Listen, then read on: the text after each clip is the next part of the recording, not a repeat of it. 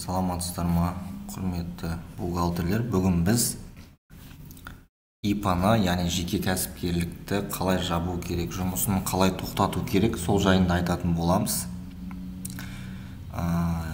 Яғни оны кабинет налогоплательщика арқылы, яғни өзіңіздің жеке кабинетіңізге кіру арқылы жабамыз. Кәдімгідей өзіңізде N-Slider'ге доступ беріліп тұру керек. Жаңағыдай кабинетке кіруге, және сол кабинет салық KZ сайтына кіру арқылы, КГД.Gov KZ сайтына кіру арқылы жаңағыдай заявлениеңізді жібере бересіз, ETSP ключ арқылы. Кабинетіңізге кіргеннен кейін бірінші сіз біліп алуыңыз керек, сіздің ИП-ңызда ешқандай қарыз жоқ па? Яғни салықтар бойынша, немесе взнос, отчислениелер бойынша ешқандай задолженность дейді, қарыз бар ма жоқ па, соны біліп алуыңыз керек, тексеріп. Оны білу үшін кабинетке кірген кезде жоғарыда вкладкалар болады. Сол вкладкалардың ішінен сервисы деген вкладкаға кіресіз.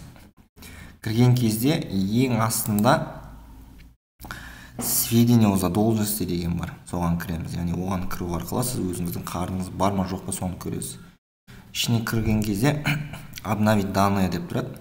Обновить данныйын басып көрсеңіз болады. Мысалы, менде 927 теңге 8 тиын социальное отчисление әлеуметтік төлем бойынша қарыз тұр екен. Сохранить файл деп, сохранить етіп, бұлай өзіңіз кірсеңіз болады. Мысалға, мына жерде қандай салықтар бойынша, взнос, отчислениелер бойынша, яғни жарна төлемдер бойынша қарыз бар, соны көрсетеді. Мысалы, менде бұл қарыз неден тұр? Мысалы, социальное отчисление бойынша тұр. Әлеуметтік төлем бойынша 927 теңге 8 тиын қарыз тұр. Сол қарызды төлеп тастауыңыз керек. Немесе төлемеген жағдайда сіздің ИП-ңыз жабылмайды. Мына жерден көрсеңіз болады, қандай пеня бар ма, немесе штраф бар ма, или қандай да бір қарыз бар ма, соны көрсеңіз болады. Тексеріп болғаннан кейін, барлық қарыздарыңыз төлеп болғаннан кейін, налоговое заявление деген жаңағыдай вкладка болады. Соған кіреміз. Соның ішінен прекращение деятельности деген бар. Налоговое заявление на прекращение деятельности, соған кіреміз. Тоқтату туралы, сіздің ИП-ңызда.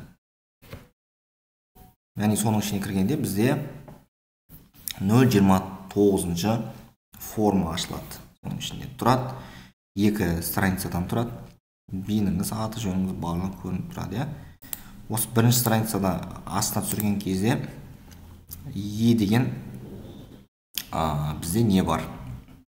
Пункт бар. Сол пунктін таңдаймыз. Ол жерде сол жаңағыдай НДС бойынша ешқандай неде тұрмайды. Тағы да басқа да ешқандай қарызы жоқ деген сияқты нелер тұрады. Түсініктеме бар. Жақсылап оқып түсініп алсаңыз болады. Налог кодекстің 67-ші статьясын. Сол пунктін таңдаймыз. Одан кейін екінші страницаға өтеміз. Бұл жерде екінші страницада сіз осы уақытқа дейін қандай салықтар, қандай төлем, взнос, сондайларды отчисление қолдандыңыз, солардың КБК кодтарын жазасыз жерге. Мысалы, 101-202 подоходный налог, яғни жеке табыс салығы, 103-101 социальный налог, әлеуметтік салық, 901-101 мысалға обязательный пенсионный взнос, зейнетақы жарналары, 902-101 социальное отчисление, әлеуметтік төлемдер, 904-101 взносы на медстрахование, яғни медициналық төлемдер бойынша жарналар. Тағы да басқа қандай салықтар төледіңіз, төлемдер, жарналар төледіңіз, оған КБК кодтарын жазып шықсаңыз болады осы жерге. Ең аса түссеңіз, жаңағыдай код органы государственного дохода өз қалаңызды қойсаңыз болады. Мысалы, мен өз қаламды қойдым, 58-20 деген сияқты. Және де ең жоғары жаққа көтеріп, осы екінші страницадан отправить в ОГД деген бар. Сол кнопканы басамыз. Сол жерден басқаннан кейін сізден ETSP ключ сұрайды. ETSP ключіңізді жазып, тағы да енгізіп, пароліңізді жазып, отправить етсеңіз, заявление өз жіберіледі. Салық органы өзі қарастырады. Егер қарызыңыз жоқ болса, тез арада жабылады. қарыз бар жоқ, ИП-ның жабылған жабылмағанын қайдан білсеңіз болады. Мысалы, ECP ключіңізбен кіру арқылы жоғарыда тұрады, мысалға кабинетке налогоплательщик сайтына кірген кезде өзіңіздің ECP ключіңізбен жоғарыда тұрады. Мысалы, аты жөніңіз, фамилия, имя, отчество тұрады. Жақшаның ішінде индивидуальный предприниматель деп тұрады, яғни жеке кәсіпкер деп. Егер ИП-ңыз жабылған болса, алдағы уақытта, осы ECP ключпен кабинетке кірген кезіңізде, ол автоматически сіздің физлицоның кабинетіне кіріп кетеді. Яғни жоғарыда жаңағыдай индивидуальный предприниматель деген жақшаның ішінде сөз болмайды. Яғни сіздің жеке тұлғалық кабинетіңізге кіріледі. Сол арқылы сіз ИП-ңыз жабылды ма, жабылмады ма, соны білсеңіз болады. Бүгінгі мәліметтер сіздерге түсінікті әрі пайдалы болды деп ойлаймын. Келесі кездескенше сау саламатта болыңыздар.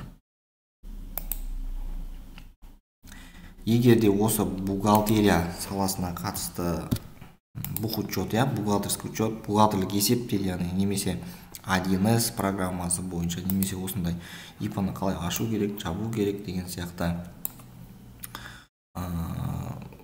ақпараттар алғыңыз келсе, біздің курсымызға қатыссаңыздар болады.